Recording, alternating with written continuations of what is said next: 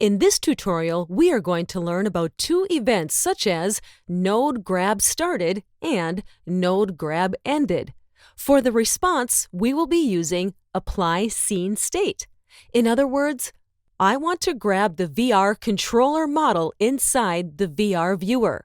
And when I do so, I want two effects to happen.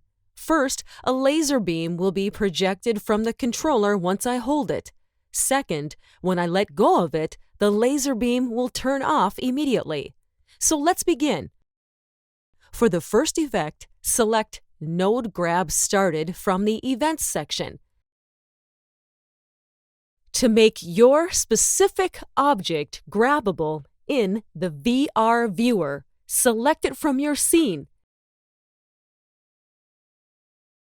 Then go to the Actions menu and select Make Grabbable. Make sure you do this step because without this step, it will be impossible to grab the object inside the VR viewer. Then select the grabbable object from the Object tree, then press here.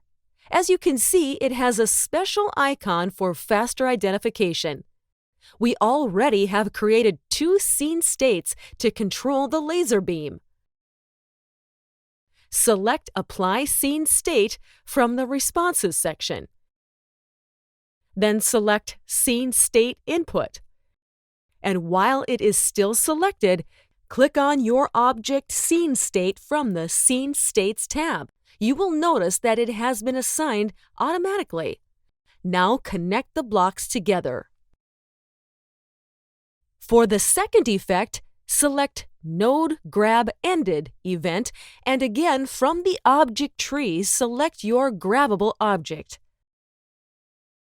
Select Apply Scene States as a response.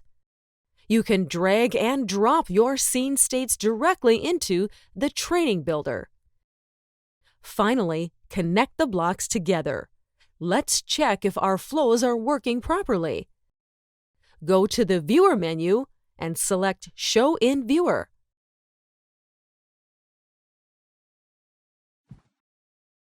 Press H on your keyboard to activate the hand inside VR Viewer. Then click the right mouse button to view any grabbable objects inside our scene. You can use the scroll wheel for moving the hand forward and backward to reach our object. The object will be highlighted when it has been reached and intersected by the hand. Then you can move it by holding the left mouse button. See you at our next video.